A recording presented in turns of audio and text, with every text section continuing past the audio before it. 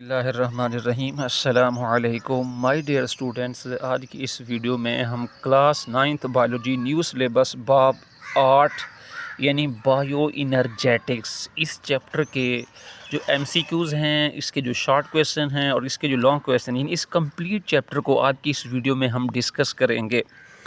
देखिए मेरा बेटा, सबसे पहले आपने इस चैप्टर का जो टाइटल है इसको आपने समझना है। तो इसमें जो है ना, आपके पास दो वर्ड हैं, एक है जी बायो और दूसरा है मेरा बेटा आपके पास इनर्जेटिक। तो बायो का मीन होता है मेरा बेटा जिंदा जानदार और इनर्जेटिक्स का मीन क्या होता है जी, एनर्जी। तो बायो इनर्जेटिक्स के अंदर हम क्या स्टडी करते हैं? बायो इनर्जेटिक्स के अंदर हम जिंदा जानदारों में जो एनर्जी के ताल्लुकात हैं और इसमें जो तब्दीलियाँ हैं और एनर्जी में जो तब्दीलियाँ हैं, एनर्जी में क्या है जी, तब्दीलियाँ, इसे हम नाम देते हैं मेरा बेटा बायो इनर्जेटिक्स का। यानी देखें, बायो इनर्जेटिक्स में मुताला किया जाता है कि जानदार जो होते हैं वो अपने डिफरेंट जो अफ़आल होते हैं, जो फंक्शंस होते हैं, जैसे मैं बोल रहा हूँ आपके साथ, हम चलते हैं, उठते हैं, बैठते हैं, भागते हैं, तो उसके लिए हमें क्या चाहिए? इसके लिए हमें तवानाई जो है, एनर्जी की ज़रूरत पड़ती है। और तवानाई की मुख्तलिफ़ अशकाल को कैसे तब्दील किया जाता है, यानी तवानाई की को मुख्तलिफ़ शक्लों में कैसे तब्दील किया जाता है और कैसे जो है वो तवानाई को स्टोर किया जाता है, ज़ख़ीरा किया जाता है और इसको किस तरह से इस्तेमाल किया जाता है। तो इसको पहले आपने यहाँ से लेकर यहाँ तक करना है, फिर आपने इसके अंदर सेकंड पॉइंट ऐड करना है, इसको फिर आपने यहाँ से करना है। तो जानदारों में तवानाई की जो ऐसी तब्दीलियों का मुतालिया है, इस मुताले को हम नाम देते हैं मेरा बेटा बायो इनर्जेटिक। तो आपका एक प्रॉपर जो है ना क्वेश्चन हो जाएगा। पहले आपने इसको यहाँ से लेकर यहाँ तक करना है, फिर आपने इसको यहाँ से करना है। जानदारों में तवानाई की जो ऐसी तब्दीलियों का मुताला है, उसको हम नाम देते हैं मेरा बेटा बायो इनर्जेटिक्स। क्लियर है जी? हाँ। अब हम देखते हैं मेरा बेटा, इसके अंदर जो है आप बायो इनर्जेटिक्स के अंदर जो है ना, और भी आप कुछ इसके अंदर थर्ड पॉइंट ऐड करना चाहें तो आप ऐड कर सकते हैं। सेल्स को जब भी नशोनुमा यानी ग्रोथ, नकलो हरकत यानी मूवमेंट और लोकोमोशन, मुरम्मत और रिप्रोडक्शन जैसे अफ़आल की तवानाई की ज़रूरत होती है, तो वो क्या करते हैं जी, वो एटीपी को इस्तेमाल करते हैं, यानी एनर्जी को इस्तेमाल करते हैं। तो ये थर्ड पॉइंट आप करना चाहें तो आप कर सकते हैं, अदरवाइज़ मसला नहीं है, तब भी ये सफिशेंट है। यहाँ से लेकर यहाँ तक और फिर आपके पास है जी यहाँ से लेकर यहाँ तक। इसके बाद हमारे पास है जी शॉर्ट क्वेश्चन है मेरा बेटा, रिडॉक्स रिएक्शन या ऑक्सीडेशन और रिडक्शन रिएक्शन। ये आपके पास है जी ऑक्सीडेशन, दूसरा आपके पास है जी रिडक्शन। तो देखिए, जानदारों के मेटाबॉलिज्म के लिए जैसे हम खाना खाते हैं तो उस खाने से हमें एनर्जी मिलती है, तो इसमें जो है वो रिएक्शंस होते हैं, उन रिएक्शंस को हम नाम देते हैं रिडॉक्स रिएक्शंस का। और जो रिडॉक्स रिएक्शंस होते हैं ये एक सोर्स होते हैं एनर्जी का, they are the source of energy. Redox reaction जो होते हैं ये एनर्जी का सोर्स होते हैं। तो इस रिएक्शन में क्या होते हैं, बेसिकली इसके अंदर जो है रेडॉक्स, रेड का मीन क्या है जी, रिडक्शन, और ऑक्स का मीन क्या है, ऑक्सीडेशन। तो इन रिएक्शंस में मॉलिक्यूल्स के दरमियान इलेक्ट्रॉन्स का तबादला होता है। तो ऑक्सीडेशन में मॉलिक्यूल से इलेक्ट्रॉन निकलते हैं, यानी इसमें से जो है ना लॉस ऑफ इलेक्ट्रॉन होता है। और रिडक्शन में जो है मॉलिक्यूल इलेक्ट्रॉन को जो है वो हासिल करते हैं। तो इलेक्ट्रॉन का ये बहाव सेलुलर रेस्पिरेशन के लिए और फोटोसिंथेसिस जैसे रिएक्शन में बहुत ज़रूरी होते हैं, जब एटीपी की शक्ल में तवानाई पैदा करने की ज़रूरत होती है, जिससे जो है ना वो क्या करते हैं, एटीपी हासिल करते हैं। तो इसको आपने क्या करना है जी, यहाँ से लेकर यहाँ तक करना है। यहाँ पे जो है ना आपके पास 1 लिखा हुआ है, इसका मतलब ये है कि ये भी आपके पास एक एक्सरसाइज का भी शॉर्ट क्वेश्चन है। ऑक्सीडेशन रिडक्शन रिएक्शन की क्या अहमियत है, यानी ऑक्सीडेशन रिडक्शन रिएक्शन एक ऐसे रिएक्शन है जिसमें हमें खुराक से जो है वो एनर्जी यानी एटीपी जो है ना मिलती है इन रिएक्शन के ज़रिए। तो इसको आपने यहाँ से लेकर यहाँ तक करना है। तो ये आपका पहला जो है एक्सरसाइज का शॉर्ट क्वेश्चन भी तैयार हो जाएगा। अच्छा, इसके बाद इस चैप्टर का पहला जो है यानी फर्स्ट जो है इंपॉर्टेंट लॉन्ग क्वेश्चन है, एटीपी एडिनोसाइन ट्राईफॉस्फेट। एटीपी को दूसरे अल्फाज में हम कहते हैं दी सेल्स एनर्जी करेंसी। तो दुनिया में जितने भी जानदार हैं वो तमाम जानदार जो है वो सेल से मिलकर बनते हैं। और सेल्स को फंक्शन परफॉर्म करने के लिए कोई भी सेल के अंदर जो है ना कोई चीज़ आती है जिसे हम एंडोसाइटोसिस कहते हैं, कोई चीज़ सेल के बाहर जाती है जिसे हम एक्सोसाइटोसिस कहते हैं, एक्टिव ट्रांसपोर्ट है, ट्रांसमिशन ऑफ नर्व इम्पल्स है। सेल के अंदर कोई भी फंक्शन हो रहा होता है तो उस फंक्शन को परफॉर्म करने के लिए हमें किसकी ज़रूरत पड़ती है, एटीपी की। तो इसलिए इसको हम कहते हैं सेल्स एनर्जी करेंसी। आपसे पूछ सकते हैं एटीपी को हम सेल्स की एनर्जी करेंसी क्यों कहते हैं। देखें, हमने कोई चीज़ लेनी है, ये पेंसिल लेनी है, ठीक है, और इसी तरह से हमने कोई जो है ना वो फ्रूट लेने हैं, हमने जो है ना किसी भी चीज़ को ख़रीदने के लिए हमें करेंसी, पैसों की ज़रूरत होती है। इसी तरह से सेल्स को काम करने के लिए किसकी ज़रूरत पड़ती है, एटीपी की ज़रूरत पड़ती है। अच्छा, तो सेल्स जो है वो अपने रिएक्शंस के लिए तवानाई की ख़ास करेंसी इस्तेमाल की जाती है। ये करेंसी एक न्यूक्लियोटाइड, यानी जो एटीपी है ये एक न्यूक्लियोटाइड है। What is ATP? ATP is a nucleotide, जिसे एडिनोसाइन ट्राईफॉस्फेट भी कहते हैं। यानी इसका जो मुकम्मल नेम है वो है जी एडिनोसाइन ट्राईफॉस्फेट। तो आपसे जो है ना इसका एटीपी की फुल फॉर्म भी आपसे एमसीक्यू में पूछ सकते हैं। इसका मुकम्मल नेम क्या है जी? Adenosine triphosphate, adenosine triphosphate. और जब सेल्स तवानाई ज़ख़ीरा करते हैं तो वो एटीपी बनाते हैं। क्या बनाते हैं जी? एटीपी बनाते हैं। जब सेल्स को तवानाई की ज़रूरत होती है तो वो एटीपी को तोड़ देते हैं। जब स्टोर करेंगे तो एटीपी की शक्ल में, और जब उसको इस्तेमाल करेंगे तो एटीपी को तोड़ते हैं। एटीपी का तो ये शॉर्ट क्वेश्चन आपके पास हो जाएगा जी। आपसे शॉर्ट क्वेश्चन पूछ सकते हैं कि एटीपी से क्या मुराद है। इसको आपने यहाँ से स्टार्ट करना है और यहाँ तक आपने इसको एंड करना है, ठीक है। इसके अलावा आपसे पूछ सकते हैं जी फ्रिट्ज़ लिपमैन का क्या काम है। तो 1941 में नोबल इनाम याफ्ता फ्रिट्ज़ लिपमैन ने तजवीज़ दी कि एटीपी सेल्स में तवानाई की मुंतकली का एक अहम जो है वो मालिक्यूल है। इसको अपने शॉर्ट क्वेश्चन के लिहाज से देखना है। अच्छा, इस चैप्टर में जो इंपॉर्टेंट शॉर्ट क्वेश्चन है, एक तो है जी बायो एनर्जेटिक्स। देखिए, हम जितने भी इस चैप्टर के पॉसिबल शॉर्ट और लॉन्ग क्वेश्चन हैं उनको देखेंगे, लेकिन मैं आपको इसके अंदर जो इंपॉर्टेंट शॉर्ट क्वेश्चन हैं और लॉन्ग क्वेश्चन है वो भी मैं ज़रूर आपको मेंशन करूंगा। जब आप तैयारी करेंगे तो उसके ऊपर आप ज़्यादा फोकस करेंगे। वैसे अपने पूरा चैप्टर अच्छे से तैयार करना है। ओके, क्लियर है जी? हाँ, तो बायो एनर्जेटिक ये बोर्ड के हवाले से इंतहा इंपॉर्टेंट है, क्योंकि ये मल्टीपल टाइम्स जो है बोर्ड में रिपीट हो चुका है। ऑक्सीडेशन रिडक्शन रिएक्शन, जिसका दूसरा नाम है रिडॉक्स रिएक्शन, ये भी एक इम्पोर्टेंट जो है ना आपके पास शॉर्ट क्वेश्चन है। इसके बाद जो थर्ड है हमारे पास वो है जी एटीपी के सब यूनिट। एटीपी के 3 सब यूनिट हैं। एक हमारे पास है, देखें, ये एडिनिन है, एडिनिन जो कि एक डबल रिंग नाइट्रोजनस बेस है। सेकंड हमारे पास है जी राइबोज, जो कि 5 कार्बन शुगर है, जो कि जिसमें 5 कार्बन शुगर है। और इसी तरह से हमारे पास ये 3 जो है ना फास्फेट हैं, जो आपस में सीधी लेन में जो है वो अटैच होते हैं। तो 3 फास्फेट का ग्रुप है। तो इसको आपने यहाँ से लेकर यहाँ तक जो है ना एंड करना है। ये इम्पोर्टेंट है, इसलिए यहाँ पे मैं मेंशन कर रहा हूँ, वेरी इम्पोर्टेंट शॉर्ट क्वेश्चन। इसको आपने यहाँ से स्टार्ट करना है और यहाँ तक एंड करना है, यहाँ तक आपने एंड करना है। और आपसे रिक्वेस्ट है कि हमारे इस चैनल को मेरा बेटा लाइक कीजिए, सब्सक्राइब कीजिए और अपने फेलोज़ के साथ इसको शेयर कीजिए। अपने फेलोज़ के साथ आपने इसको जो है वो शेयर करना है। तो अल्लाह ताला आप सबको कामयाबी अता फरमाए। अब हम देखें, ये जो लॉन्ग क्वेश्चन है यहाँ से ये स्टार्ट होना है और यहाँ तक जो है ना ये बेटा एंड होगा। देखें, आप कम करना चाहें ठीक है, आप इसको जो है ना यहाँ तक करेंगे। कोई इंपॉर्टेंट जो है ना लॉन्ग क्वेश्चन है तो इसमें कोई जो है ना आपको कंसेशन नहीं है। अच्छा, एक और शॉर्ट क्वेश्चन है, एक्सरसाइज में पूछा हुआ है जी, एटीपी और एडीपी यानी कि एडिनोसाइन ट्राईफॉस्फेट और एडिनोसाइन डाईफॉस्फेट से क्या मुराद है। यहाँ पे देखिए ना मैंने 2 लिखा हुआ है। तो ये एक्सरसाइज का ना शॉर्ट क्वेश्चन है। साथ साथ में आपके साथ ना एक्सरसाइज के जो शॉर्ट क्वेश्चन हैं जो आ रहे हैं तो वो भी हम डिस्कस करते रहते हैं। एटीपी और एडीपी का क्या मतलब है और सेलुलर मेटाबॉलिज्म के लिए इन मालिक्यूल का क्या किरदार है। यहाँ पे मैंने पेज लिखा हुआ है ना 138, ताकि आपको आसानी हो जाए पेज नंबर। तो एटीपी के मालिक्यूल में 2 फास्फेट के दरमियान कोवलेंट बॉन्ड होता है। ये देखें, आपके पास एटीपी के मालिक्यूल हैं तो इसके दरमियान में ये देखें आपके पास ये है जी, ये बॉन्ड है, इसे हम कहते हैं कोवलेंट बॉन्ड। तो ये तवानाई जो है ना का ज़रिया है, यानी ये हाई एनर्जी बॉन्ड होते हैं। जब इनमें से एक बॉन्ड टूटता है तो इसमें से इनऑर्गेनिक फास्फेट अलग हो जाता है और इसमें से तवानाई खारिज होती है। देखें, ये आपके पास एटीपी है, इसको हम ब्रेक करते हैं वाटर की प्रेजेंस में, जिससे एटीपी बनता है। इनऑर्गेनिक फास्फेट एनर्जी जो है ना 7.3 किलो कैलोरीज पर मोल जो है इसमें से एनर्जी जो है वो खारिज होती है, ठीक है। अच्छा, तो ये आपने एमसीक्यूज़ के लिहाज से भी याद रखना है। तो ये हो जाएगा आपके पास एटीपी। अब हम बात कर लेते हैं एडीपी, एडिनोसाइन डाईफॉस्फेट। तो तवानाई देखें, इसमें आपके पास क्या बनता है जी, ये एडीपी है। एडीपी को फर्दर हम ब्रेक करते हैं वाटर की प्रेजेंस में, तो इससे क्या बनता है AMP, adenosine monophosphate inorganic phosphate. Energy इसमें से खारिज होती है 7.3 किलो कैलोरीज पर मोल। तो इसको आपने यहाँ से लेकर यहाँ तक इक्वेशन भी साथ कर लें, ठीक है। तो ये आपका एक्सरसाइज का दूसरा शॉर्ट क्वेश्चन भी हो जाएगा और ये इस चैप्टर का पहला जो है वो इम्पोर्टेंट लॉन्ग क्वेश्चन है।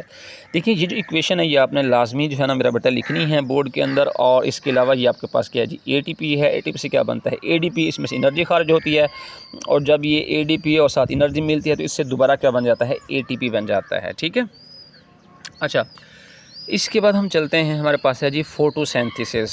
बड़ा इंपॉर्टेंट शॉर्ट क्वेश्चन है, बोर्ड में आ जाता है जी। फोटोसिंथेसिस की तारीफ़ करें और इसकी जो इक्वेशन है वो आपने साथ लिखनी है। तो फोटोसिंथेसिस जो है, फोटोसिंथेसिस की आपने सबसे पहले डेफिनेशन अगर हम देखें तो यहाँ से आपने स्टार्ट करना है। यहाँ से सूरज की रोशनी और क्लोरोफिल की मौजूदगी में कार्बन डाइऑक्साइड और पानी से ग्लूकोज की तैयारी के अमल को हम फोटोसिंथेसिस कहते हैं। देखें ये आपके पास एक प्लांट है, तो प्लांट क्या करते हैं, ज़मीन से जो है ना पानी लेते हैं और हवा से क्या लेते हैं जी, कार्बन डाइऑक्साइड। और सनलाइट की प्रेजेंस में इनके अंदर एक प्रोसेस होता है जिसे हम कहते हैं फोटोसिंथेसिस। और इस अमल में ऑक्सीजन जो है एक बाई प्रोडक्ट के तौर पर बनती है। ऑक्सीजन जो है एक बाई प्रोडक्ट के तौर पर बनती है। ये सबसे अहम जो है मेटाबॉलिक अमल है और तमाम जानदारों का इन्हसार इसी जो है फोटोसिंथेसिस के ऊपर होता है। यहाँ से लेकर यहाँ तक करना है। फिर आपने इक्वेशन देनी है, कार्बन डाइऑक्साइड के 6 मालिकूल, 12 जो है ना वाटर के मालिकूल हैं। इसमें जो है ना फोटॉन यानी कि लाइट एनर्जी है, शमसी तवानाई जिससे ग्लूकोज बनता है, ऑक्सीजन इसमें से बाई प्रोडक्ट है और इसमें से जो है वाटर बनता है। तो इसको आपने यहाँ से लेकर यहाँ तक करना है। और ये एक्सरसाइज के अंदर जो है ना शॉर्ट क्वेश्चन भी दिया हुआ है, 5th शॉर्ट क्वेश्चन है, यहाँ से लेकर यहाँ तक। तो आपने एक्सरसाइज के क्वेश्चन जो है ना यहाँ से देखने हैं, ये शॉर्ट क्वेश्चन आपने लाजमी करने हैं। ठीक है, फोटोसिंथेसिस के दौरान ऑक्सीजन जो है ना कैसे पैदा होती है, तो ये देखें यहाँ से लेकर आपने इसको यहाँ तक करना है, साथ आपने इक्वेशन देनी है। इसी तरह से ये आपके पास क्वेश्चन नंबर 3 जो है, फोटोसिंथेसिस के लिए आपने मसावात लिखनी है, ऊपर भी लिख दें, साथ आपने नीचे जो है ना अल्फाज जो है ना ये भी आपने लिख देना। तो ये आपका 3rd शॉर्ट क्वेश्चन भी हो जाएगा। इसी तरह से इसी टॉपिक के अंदर जो है ना 6th शॉर्ट क्वेश्चन है, कौन से जानवर फोटोसिंथेसिस करते हैं और फोटोसिंथेसिस के लिए रोशनी जज़ब करने के लिए कौन सी ऑर्गेनेली ज़िम्मेदार होती है। तो देखें फोटोसिंथेसिस कौन करते हैं, एक तो पौधे करते हैं, एल्गी करते हैं और कुछ बैक्टीरिया। तो ये भी आप लिख सकते हैं, जैसे पौधे हैं, एल्गी और कुछ बैक्टीरिया जो है ना फोटोसिंथेसिस का अमल करते हैं। और इनमें कौन सी ऑर्गेनेली जो है ज़िम्मेदार है, ये आपके पास है जी क्लोरोप्लास्ट है। और क्लोरोप्लास्ट के अंदर जो है ना क्या होता है, पिगमेंट होता है, इसे हम कहते हैं क्लोरोफिल का नाम देते हैं, क्लोरोफिल का नाम देते हैं। ठीक है, तो देखिए इसमें कितने शॉर्ट क्वेश्चन हो गए, 6 भी हो गया, 5 भी हो गया, 3 भी हो गए इस छोटे से पैराग्राफ के अंदर। अच्छा नेक्स्ट हम डिस्कस कर लेते हैं जी, ये मैंने आपको बता दिया है कि फोटोसिंथेसिस और इसकी इक्वेशन ये इंतहाई इंपॉर्टेंट है, इसको आपने मिस नहीं करना है, इसको अपने अच्छे तरीके से प्रिपेयर करना है। अब हम डिस्कस कर लेते हैं फोटोसिंथेसिस का mechanism. This is a very important long question. तो फोटोसिंथेसिस के 2 बड़े मराहिल हैं, ये आपसे MCQs में पूछ सकते हैं। एक है लाइट रिएक्शन और दूसरा है डार्क रिएक्शन। एक है लाइट रिएक्शन और एक है डार्क रिएक्शन। तो लाइट रिएक्शन क्लोरोप्लास्ट की थैलाकोइड मेम्ब्रेन्स पर होते हैं। लाइट रिएक्शन कहाँ होते हैं जी, ये क्लोरोप्लास्ट जो ऑर्गेनेली है, इस क्लोरोप्लास्ट के अंदर जो है ना थैलाकोइड होती हैं, एक थैली की तरह साख्ती होती हैं। उन थैलाकोइड के अंदर जो है ना ये प्रोसेस होता है लाइट रिएक्शंस। ठीक है, तो पीछे जैसे आपसे जो है ना MCQs भी पूछा, शॉर्ट क्वेश्चन पूछा हुआ था कि फोटोसिंथेसिस के लिए रोशनी जज़ब करने के लिए कौन सी ऑर्गेनेली रिस्पॉन्सिबल है, तो ये आपके पास है क्लोरोप्लास्ट। ठीक है, उसकी थैलाकोइड में क्या होते हैं, क्लोरोफिल होते हैं। अच्छा, तो लाइट रिएक्शन कहाँ होता है, ये होता है जी क्लोरोप्लास्ट की थैलाकोइड मेम्ब्रेन में, जबकि डार्क रिएक्शन जो होते हैं ये क्लोरोप्लास्ट के स्ट्रोमा में होते हैं। इसमें फ्लूइड पाया जाता है, इस फ्लूइड को हम कहते हैं स्ट्रोमा। तो स्ट्रोमा के अंदर जो है ना डार्क रिएक्शंस होते हैं। समझ आ रही है, जी हाँ, क्लियर है। अच्छा, इसके बाद हमने आना है जी इस चैप्टर का जो 2nd लॉन्ग क्वेश्चन है। पहले मैंने कौन सा बताया था, ATP। सेकंड हमारे पास है लाइट रिएक्शन, यहाँ पर लिखा हुआ है, very very important long question. अच्छा, लाइट रिएक्शन जो है, लाइट रिएक्शन में जो शमसी तवानाई यानी सनलाइट इस्तेमाल करके इससे ज़्यादा तवानाई वाले हाई एनर्जी मालिक्यूल ATP और NADPH को बनाया जाता है। और इसकी कुछ आपको जो अहम स्टेप्स दिए हुए हैं, जिसमें सबसे पहले है जब क्लोरोफिल रोशनी को जज़ब करते हैं। देखें क्लोरोफिल के मालिक्यूल जो होते हैं ना, ये क्या करते हैं, देखें ये आपके पास क्लोरोफिल के मालिक्यूल हैं, इसको हम कहते हैं फोटो सिस्टम भी कहते हैं। तो आपसे फोटो सिस्टम पूछ सकते हैं। तो फोटोसिंथेटिक पिगमेंट जब आपस में ऑर्गेनाइज होते हैं एक क्लस्टर की शक्ल में, एक गुच्छे की शक्ल में, इसे हम कहते हैं फोटो सिस्टम, फोटो सिस्टम। ठीक है, अच्छा तो ये क्या करते हैं जी, लाइट एनर्जी को जो है ना ये ऑब्जर्व करते हैं। जब क्लोरोफिल के मालिक्यूल रोशनी को जज़ब करते हैं तो इसके 2 इलेक्ट्रॉन हाई एनर्जी इलेक्ट्रॉन्स जो है बन जाते हैं और ज़्यादा तवानाई वाले ये इलेक्ट्रॉन क्लोरोफिल मालिक्यूल से बाहर निकल जाते हैं। तो ये इलेक्ट्रॉन जो है क्लोरोफिल के मालिक्यूल जो है से बाहर निकल जाते हैं और ये फिर क्या करते हैं, ये इलेक्ट्रॉन ट्रांसपोर्ट चेन जिसकी शॉर्ट फॉर्म है ETC,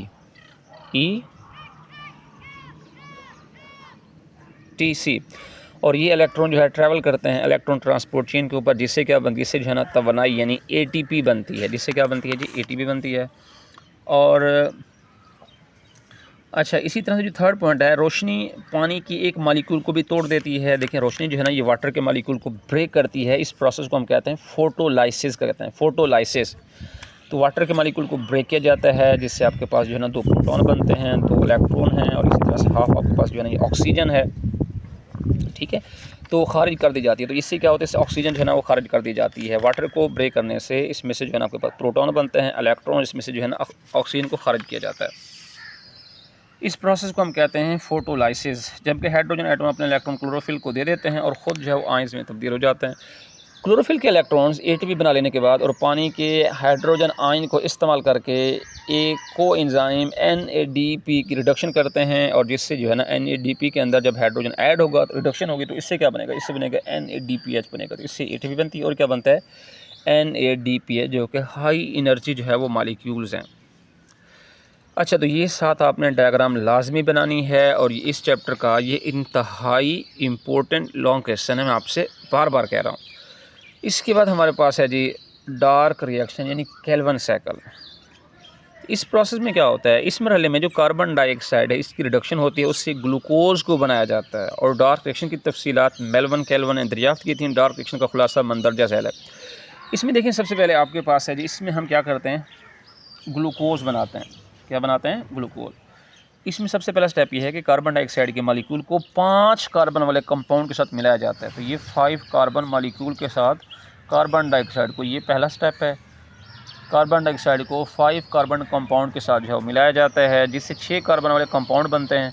इससे जो है ना 6 कार्बन कंपाउंड बनता है और हर 6 कार्बन वाला कंपाउंड ये ब्रेक होकर इससे 3-3 कार्बन के जो है वो 2 मालिक्यूल बनते हैं। 3-3 कार्बन के जो है वो 2 मालिक्यूल बनते हैं। 3 कार्बन वाले कंपाउंड की रिडक्शन करके 3 कार्बन वाले कार्बोहाइड्रेट्स को बनाया जाता है, 3 कार्बन जो है कार्बोहाइड्रेट्स। और इस अमल के दौरान जो है ATP और NADPH की हाइड्रोजन इस्तेमाल होती है।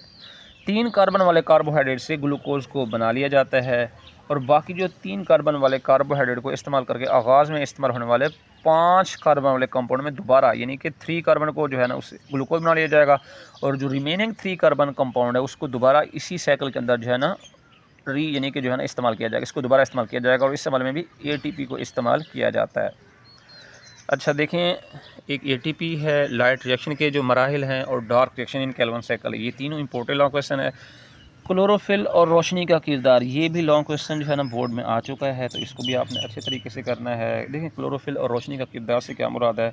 क्लोरोप्लास्ट की थैलाकोइड मेम्ब्रेन में फोटोसिंथेसिस के लिए ज़रूरी पिगमेंट्स होते हैं जिसे हम क्लोरोफिल का नाम देते हैं। क्लोरोफिल A जो है सबसे अहम पिगमेंट है। दूसरे पिगमेंट को हम एसेसरी पिगमेंट कहते हैं जिसमें क्लोरोफिल B है और कैरोटीनॉइड्स हैं। तो ये आपने शॉर्ट क्वेश्चन भी करना है, क्लोरोफिल A और कैरोटीनॉइड्स या एसेसरी पिगमेंट से क्या मुराद है। तो इसको आपने यहाँ से लेकर यहाँ तक कर लेना है। साथ आपको एक साइड बॉक्स दिया हुआ है, पिगमेंट्स क्या होते हैं। पिगमेंट ऐसे मादे होते हैं जो नज़र आने वाली रोशनी को जज़ब करते हैं, यानी मुख्तलिफ पिगमेंट मुख्तलिफ वेवलेंथ की रोशनी को जज़ब करते हैं। मुख्तलिफ जो पिगमेंट्स होते हैं, क्लोरोफिल A है, क्लोरोफिल B है, कैरोटीनॉइड है, ज़ेंथोफिल है, तो मुख्तलिफ पिगमेंट मुख्तलिफ जो वेवलेंथ की लाइट सूरज से आने वाली है उसको क्या करते हैं जी, ऑब्ज़र्व करते हैं। अच्छा, लॉन्ग क्वेश्चन है, ये कंटिन्यू है, ये भी ख़त्म नहीं हुआ।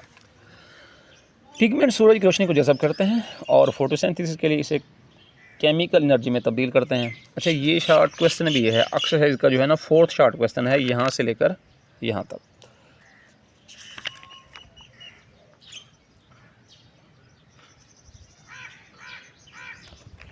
अच्छा, मैंने आपको पहले भी बताया था, यानी कि शॉर्ट क्वेश्चन 4 शॉर्ट क्वेश्चन जो है ना आपके पास है फोटोसिंथेसिस के लिए जो पिगमेंट्स हैं ना, ये क्लोरोफिल A है, कैरोटीनॉइड्स हैं, तो ये आपके पास है जी 4th short question, page number 141 और 142 पे। अच्छा, इसके बाद हम देख रहे थे मेरा बेटा कि ये पिगमेंट क्या करते हैं, लाइट एनर्जी को केमिकल एनर्जी में तब्दील करते हैं और पत्ते की सतह पर पड़ने वाली कुल रोशनी में सिर्फ 1% जो होता है, सिर्फ 1% प्लांट जो है ना ऑब्जर्व करते हैं, बाकी 99% जो होती है उसमें से कुछ जो हमारी जो अर्थ है उसको हीट अप करने के लिए, कुछ जो है ना वो पानी को बुखारात में तब्दील करने के लिए इस्तेमाल हो जाती है। नीली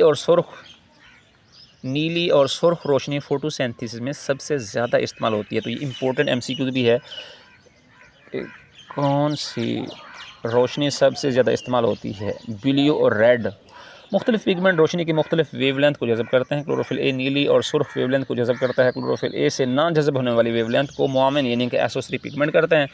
जब एक पिगमेंट रोशनी जज़ब करता है तो इसमें रिएक्शंस होते हैं और इसके इलेक्ट्रॉन निकल जाते हैं। ये ज़्यादा तवानाई वाले यानी कि हाई एनर्जी इलेक्ट्रॉन एक इलेक्ट्रॉन ट्रांसपोर्ट चेन से गुजरते हैं और इस दौरान इलेक्ट्रॉन में से तवानाई निकलती है, जिसे एटीपी और एनएडीपी की रिडक्शन करके एनएडीपीएच में इस्तेमाल किया जाता है। तो ये जो है ना हम पीछे भी डिस्कस कर चुके हैं इसके अंदर, लाइट रिएक्शन के अंदर, ठीक है।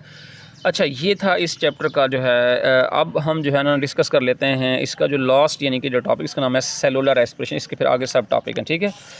तो सेलुलर रेस्पिरेशन जो है एक ऐसा प्रोसेस है जिसमें जो खुराक हम खाते हैं उस खुराक के अंदर हमें ग्लूकोज मिलता है। ग्लूकोज के अंदर CH बॉन्ड, इसको तोड़ा जाता है ऑक्सीडेशन रिडक्शन रिएक्शन के ज़रिए और इससे हमें जो है ना ATP मिलती है। इस प्रोसेस को हम कहते हैं सेलुलर रेस्पिरेशन, ठीक है। अब इसकी दो टाइप है, एक है एरोबिक और एक है एनएरोबिक रेस्पिरेशन।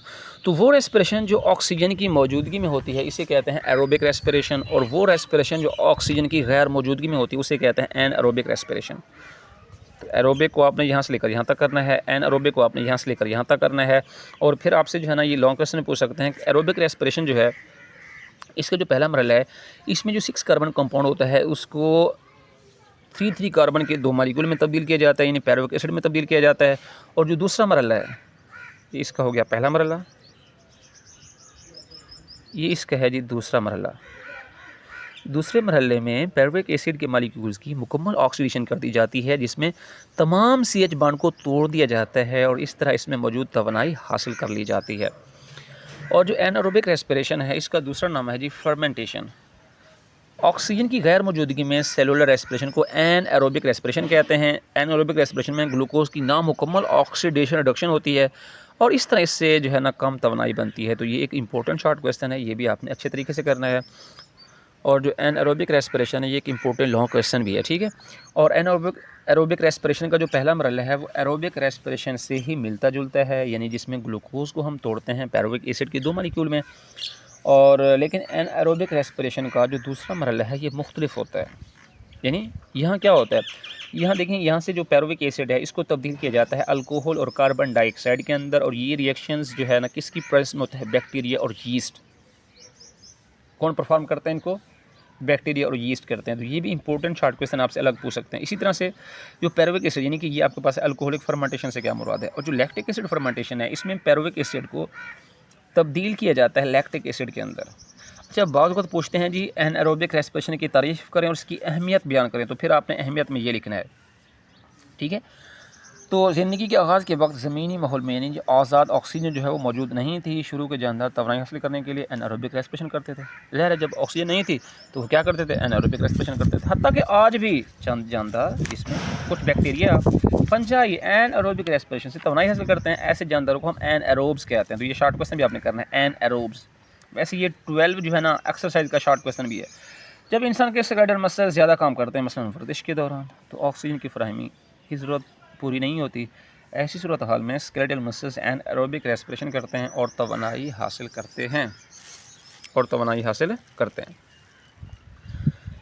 साइंसदानों ने बैक्टीरिया और फंजाई में होने वाली फर्मेंटेशन से इंसान के लिए बहुत सी मुफीद चीज़ें बनाई हैं। मिसाल के तौर पे बैक्टीरिया में होने वाली फर्मेंटेशन से हम चीज़ और दही बनाते हैं, ये पहला पॉइंट हो जाएगा।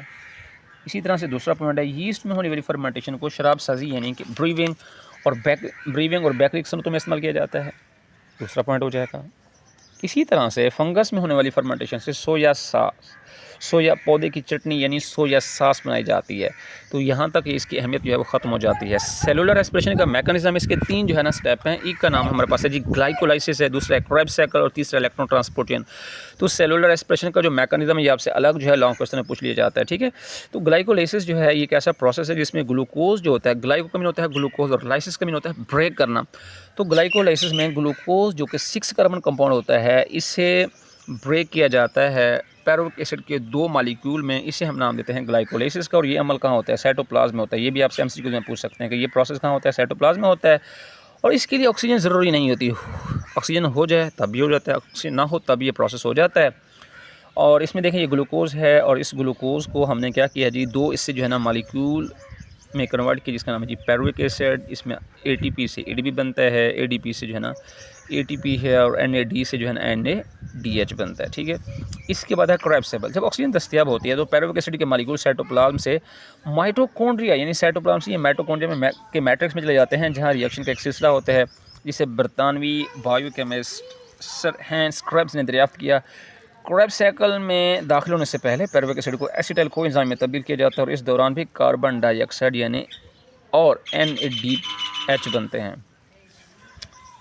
क्रेब्स साइकिल में एसिटाइल कोएंजाइम की कार्बन डाइऑक्साइड में मुकम्मल ऑक्सीडेशन हो जाती है। इसके नतीजे में ATP और तवानाई वाले कंपाउंड यानी NADH और FADH2 बनते हैं। और FADH2 दरअसल फ्लेविन एडेनिन डाइन्यूक्लियोटाइड की रिड्यूस्ड शक्ल है, ठीक है।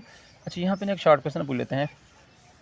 FAD फ्लेविन एडेनिन डाइन्यूक्लियोटाइड, और हमारे पास है जी NAD nicotine amide adenine dinucleotide. तो ये जो है ना 2 शॉर्ट, ये देखें, nicotine amide adenine dinucleotide, nicotine amide adenine dinucleotide, ये आपसे पूछ सकते हैं। ये कोएंजाइम है, इसकी किस्म के पास फास्फेट होता है, इसे कहते हैं NADPH। एक ये हो गया। इसी तरह से आपके पास है मेरा बेटा फ्लेविन एडेनिन डाइन्यूक्लियोटाइड, ठीक है। तो ये आपने शॉर्ट क्वेश्चन में भी करना है। इसके बाद है जी इलेक्ट्रॉन ट्रांसपोर्ट चेन। तो ये मरहला माइटोकॉन्ड्रिया की मेम्ब्रेन पर वकूफ़ होता है, और इस मरहले में क्या होता है जी, NADH और FADH2 से क्या निकलते हैं? इलेक्ट्रॉन और हाइड्रोजन आयंस निकलते हैं, और इस दौरान वो खुद दोबारा NAD और FAD बन जाते हैं। जब इसमें से इलेक्ट्रॉन और हाइड्रोजन निकल जाते हैं तो इससे क्या बनता है? NAD और FAD बन जाते हैं, ठीक है। जब इलेक्ट्रॉन और हाइड्रोजन आयंस निकलते हैं तो इनमें से निकलने वाले इलेक्ट्रॉन एक इलेक्ट्रॉन ट्रांसपोर्ट चेन में से गुजरते हैं और अपनी तवानाई निकालते हैं। इस तवानाई से ATP बनाई जाती है, और इलेक्ट्रॉन ट्रांसपोर्ट चेन के आखिर में इलेक्ट्रॉन्स और हाइड्रोजन आयंस जो है वो ऑक्सीजन के साथ मिलकर पानी बना देते हैं। तो देखें पानी कहाँ पे बनता है, ऑक्सीजन जो है ना कहाँ पे इस्तेमाल हो रही है। तो ये भी आपके पास इलेक्ट्रॉन्स ट्रांसपोर्ट चेन के आखिर में इलेक्ट्रॉन और हाइड्रोजन आयंस जो है ना ऑक्सीजन के साथ मिलकर क्या करते हैं? पानी बनाते हैं। तो ये आपके पास देखें जी NAD से NAD FADH2 DH2 FADH2 से क्या बनता है? FAD बनता है। इसके बाद जी रेस्पिरेशन से हासिल करदा तवानाई का जिसमें इस्तेमाल। तो ये शॉर्ट क्वेश्चन में आपने करना है। तो तवानाई का इस्तेमाल हम मसल्स के सिकुड़ने और जो है ना हरकत करने में इस्तेमाल करते हैं। मादों की जो है वो एक्टिव ट्रांसपोर्ट में, इसमें मालिक्यूल जो है वो लोअर कंसनट्रेशन से हायर कंसनट्रेशन की तरफ जाते हैं। माइटोसिस और DNA की जो है नकल तैयारी यानी कि DNA की रेप्लिकेशन, एक DNA से दूसरा DNA बनाना। नर्व इम्पल्स की मुंतकली में इस्तेमाल करते हैं, जिस्म का टेम्परेचर को बरकरार रखने में, और जिस्म से जहरीला मवाद को तोड़ने और जिस्म से जो है वो निकालने में ATP का इस्तेमाल किया जाता है। इसके बाद आपके पास टेबल है, काफ़ी इंपॉर्टेंट है शॉर्ट क्वेश्चन के लिहाज से भी और लॉन्ग क्वेश्चन के लिहाज से भी, जिसमें आपसे डिफरेंस पूछते हैं एरोबिक रेस्पिरेशन और एनएरोबिक रेस्पिरेशन। एरोबिक रेस्पिरेशन होती है ऑक्सीजन की मौजूदगी में, इसमें ऑक्सीजन ज़रूरी है। एनएरोबिक रेस्पिरेशन में ऑक्सीजन ज़रूरी नहीं है। इसमें ATP का मजमूई जो फ़ायदा है वो 36 ATP है। इसमें 2 ATP हैं। अख्तामी प्रोडक्ट्स में कार्बन डाइऑक्साइड, इसमें वाटर है, और इसमें लैक्टिक एसिड और इथाइल अल्कोहल और कार्बन डाइऑक्साइड है। इसमें जो है एरोबिक रेस्पिरेशन जो है ना कहाँ होती है? ग्लाइकोलाइसिस जो है ये साइटोप्लाज्म में होता है। क्रेब्स साइकिल जो है और इलेक्ट्रॉन ट्रांसपोर्ट चेन जो है ये माइटोकॉन्ड्रिया में होता है। और जो एनारोबिक रेस्पिरेशन है ये साइटोप्लाज्म में होती है। और इसकी अहमियत की बात करते हैं तो एरोबिक रेस्पिरेशन ज़्यादातर जानदारों के लिए तवानाई का ज़रिया है, और एनारोबिक रेस्पिरेशन जो है वो एनारोबिक जानदारों के लिए तवानाई का ज़रिया है। एनारोबिक जानदारों के लिए ऑक्सीजन की कमी की सूरत में तवानाई का ज़रिया है, और कई प्रोडक्ट मसलन एथनॉल, पनीर वगैरह का भी ज़रिया है, ठीक है। तो ये आपसे MCQ में पूछ सकते हैं कि एरोबिक रेस्पिरेशन में कितनी जो है ना ATP बनता है। इसमें जो है 36 हैं, और एनारोबिक रेस्पिरेशन में कितनी है जी? 2 ATP हैं, ठीक है। यानी ATP का जो मजमूई फ़ायदा है, एरोबिक में कितनी है? 36, और एनारोबिक में 2 है। इसके बाद हमारे पास है, ये भी बोर्ड के अंदर कई मरतबा आए हुए हैं, आपसे शॉर्ट क्वेश्चन और लॉन्ग क्वेश्चन पूछ सकते हैं कि फोटोसिंथेसिस और रेस्पिरेशन में क्या फ़र्क है। तो सबसे पहले मेटाबॉलिज्म की किस्म। फोटोसिंथेसिस एक एनाबॉलिज्म है, रेस्पिरेशन एक कैटाबॉलिज्म है। इसमें तवानाई पैदा होने यानी खर्च होना। इसमें क्या होता है? बर्न एनर्जी की शक्ल में तवानाई जो है ना स्टोर की जाती है, और रेस्पिरेशन में खुराक की बर्न एनर्जी को ATP में तब्दील किया जाता है। अच्छा, इसके अलावा फोटोसिंथेसिस किन जानदारों में होती है? बैक्टीरिया में, तमाम एल्गी, तमाम पौधे। रेस्पिरेशन तमाम जानदारों में होती है, और फोटोसिंथेसिस कब होती है? क्लोरोप्लास्ट में होती है, सिर्फ जो है ना सब हिस्सों में होती है। और साइटोप्लाज्म जो रेस्पिरेशन है ये साइटोप्लाज्म और माइटोकॉन्ड्रिया तमाम सेल्स में होती है। और ये किस वक्त होती है? ये सिर्फ दिन वक्त रोशनी होती है। और ये तमाम वक्त रेस्पिरेशन जो है ना वो ऑल टाइम होती है, डे टाइम भी और नाइट टाइम भी होती है। तो ये जो है ना आपने इसको देख लेना है। इसके बाद हमारे पास हैं जी MCQs शॉर्ट क्वेश्चन। देखें ये जो एनारोबिक और एरोबिक रेस्पिरेशन ये मैंने आपको पीछे करवा दिया है। जानवरों और यीस्ट में एनारोबिक रेस्पिरेशन के इख्तितामी प्रोडक्ट जो है 143 पेज पे 143 पेज पे ये देखें। यहाँ से आपके पास क्या जी एथिल अल्कोहल है, यहाँ पे क्या आपके पास है जी लैक्टिक एसिड है। ठीक है, तो ये आपने बता देने हैं। शदीद वर्जिश के दौरान ऑक्सीजन की कमी के जो अभी मसल्स क्या काम करते हैं, तो ये भी 143 यहाँ से लेकर आपने इसको यहाँ तक करना है।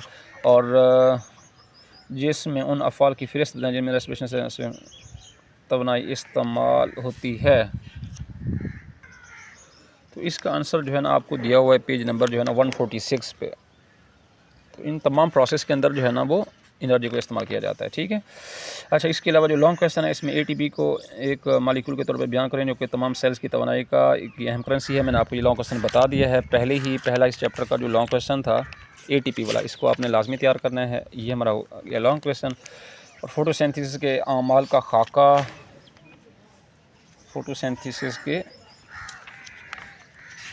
आमाल का जो खाका है आपके पास, तो इसके अंदर आप जो है ना ये डायग्राम बना सकते हैं, ये आप कर सकते हैं। और एनारोबिक रेस्पिरेशन की अक़साम और इसकी अहमियत, तो ये आपके पास है जी एनारोबिक रेस्पिरेशन, इसकी अक़साम है, ये इसकी अहमियत है। और इसके अलावा है जी पौधे कार्बन डाइऑक्साइड और पानी जो है ना कहाँ से लेते हैं। तो कार्बन डाइऑक्साइड आपको पता है कि यह हवा से लेते हैं, और पानी जो है ना ये ज़मीन से। इसको आप मज़ीद भी एक्सप्लेन कर सकते हैं। ठीक है, अच्छा एरोबिक रेस्पिरेशन के मैकेनिज़्म, इसको आप जो है ना मज़ीद एक्सप्लेन करेंगे। एरोबिक रेस्पिरेशन के मैकेनिज़्म का खाका बनाए। एरोबिक रेस्पिरेशन के मैकेनिज़्म, तो ये एरोबिक रेस्पिरेशन जो है इसका ये मैकेनिज़्म आपको दिया हुआ है, ये इसका मैकेनिज़्म है। ठीक है, इसको आप डिटेल में भी लिख सकते हैं। रेस्पिरेशन और फोटोसिंथेसिस का मवाजना, तो ये आपके पास है जी फोटोसिंथेसिस और रेस्पिरेशन का मवाजना। इसके बाद है हमारे पास MCQs। सबसे पहले है जी जब हम ATP से तवानाई हासिल करते हैं तो इसमें कौन से बांड टूटते हैं, तो ये आपके पास है PP बांड। फोटोसिंथेसिस के लिए रिएक्शन कहाँ होते हैं? क्लोरोप्लास्ट के थैलाकोइड में। पौधे में क्लोरोफिल की कौन सी किस्म सबसे ज़्यादा आम होती है? क्लोरोफिल A है। क्लोरोफिल रोशनी की कौन सी वेवलेंथ को सबसे ज़्यादा जज़ब करते हैं? तो ये हमारे पास है जी सुर्ख और नीली, यानी ब्लू एंड रेड। जब यीस्ट ग्लूकोज की फर्मेंटेशन करता है तो मसनूआत में अल्कोहल कार्बन डाइऑक्साइड है। फोटोसिंथेसिस के लिए डार्क रिएक्शन कहाँ होते हैं? क्लोरोप्लास्ट के स्ट्रोमा में। फोटोसिंथेसिस के लिए राइट रिएक्शन में कौन सा मॉलिक्यूल इलेक्ट्रॉन देता है? तो ये हमारे पास है जी पानी है। एरोबिक रेस्पिरेशन में कौन सा अमल सबसे ज़्यादा ATP पैदा करता है? इलेक्ट्रॉन ट्रांसपोर्ट चेन है। और एनारोबिक रेस्पिरेशन के दौरान एक ग्लूकोज मॉलिक्यूल के टूटने से कितनी ATP में खालिस मुनाफा होता है? एनारोबिक्स में 2 हैं। जानवरों के सेल में एनारोबिक रेस्पिरेशन का एक आम बाई प्रोडक्ट कौन सा? Lactic acid. तो ये जो लॉन्ग क्वेश्चन है मेरा बेटा, इसको आपने थोड़ा सा जो है ना ख़ुद एक्सप्लेन भी करना है। ठीक है, पौधों में कार्बन डाइऑक्साइड यानी कि हवा से जो है ना पौधे लेते हैं, उनके पत्तों के अंदर जो स्टोमेटा होते हैं वहाँ से इंटर होती है, और जो ज़मीन से जो है रूट हेयर से वो रूट के अंदर पानी आता है, और इस तरह जो है ना ये प्लांट के अंदर ऊपर की तरफ जाता है। तो अल्लाह ताला आप सबको और आपके जो कारब को आसानी अता फरमाए और आगे आसानियाँ तकसीम करने का शर्फ हासिल करें। आपसे इल्तमास है कि हमारे इस चैनल को लाइक कीजिए, सब्सक्राइब कीजिए।